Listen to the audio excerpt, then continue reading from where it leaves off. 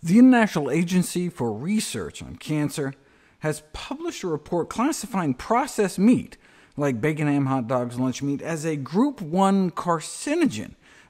How has that revelation been received by governments and industry, and just how much cancer does processed meat cause? I'll answer those questions in this two-part series.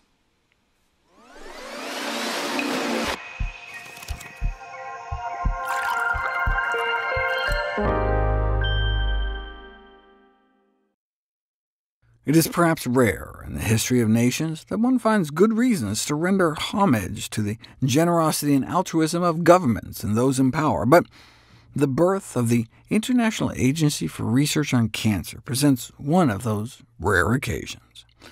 It all started with a single letter from a bereaved husband relating the suffering of his wife after a cancer diagnosis, cascading into this open letter calling for governments to devote 0.5% of their military budgets to fight for life by attacking one of the greatest plagues that weigh on humanity, and 18 months later, the IARC was born in the World Health Organization, with what overarching motive?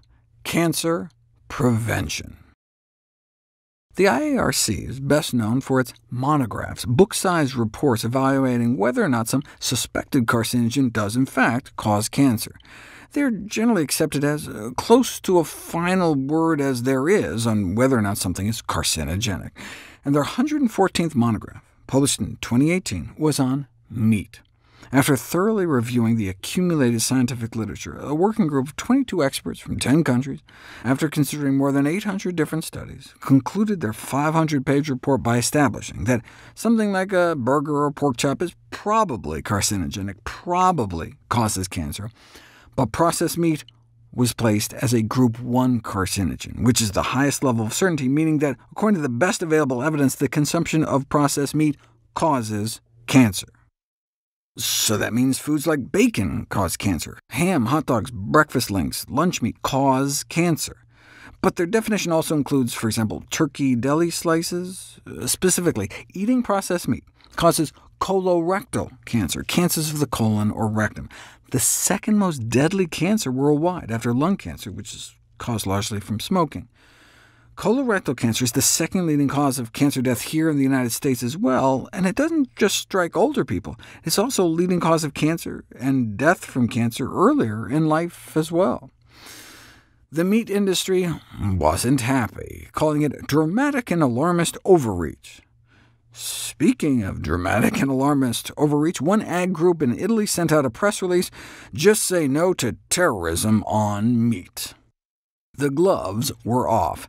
The meat industry in Canada tried to pressure the government to cut off funds to the IARC, asking the health minister to pull all funding from the agency after they dared to question meat. And the U.S. meat industry did the same thing. It's no surprise the IARC is under siege by corporate interests trying to challenge their cancer evaluations on Monsanto's Roundup pesticide and meat, trying to discredit the agency and undermine financial support. Internal documents have revealed that Monsanto scientists, for example, casually discussed ghostwriting scientific articles and suppressing any science that conflicts with the company's assertions of safety. The chemical industry has joined the corporate cacophony, calling the IARC monographs dubious and misleading. These are classic strategies straight out of the tobacco industry playbook. But there's little to suggest that, as a corporate actor, big tobacco differs fundamentally from big booze or big food, for example. One recurring corporate talking point is that basically the IARC never met a carcinogen it didn't like, but the vast majority end up being characterized as just possibly carcinogenic, or there really aren't sufficient data to make a determination either way. And look, they only spend time looking at substances for which there's already an existing body of scientific literature indicating a degree of carcinogenic hazard to humans, so no wonder many of them end up indeed carcinogenic. How did the IARC respond to all the criticism? The World Health Organization received a number of queries, expressions of concern, and requests for clarification following the publication of their Meat and Cancer report. They replied, "Hey, we never told anyone to stop eating processed meats. Look, your body, your choice." They just indicated that reducing consumption of these products can reduce the risk of a leading cancer killer. So, hey, you like cancer? You do you. The IARC is just a research organization that evaluates the evidence on the causes of cancer. After that, what you do with that information is up to you. The American Cancer Society was nice and clear when it came to alcohol. When it comes to cancer, it's best not to drink. But they got a little more wishy-washy with processed meat, suggesting people can get away with just limiting their intake.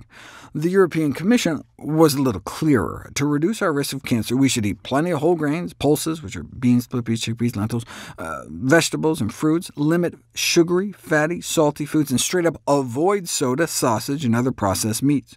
After all, in answering the question, how much meat is safe to eat, the IARC replied that we don't yet know whether a safe level exists, period.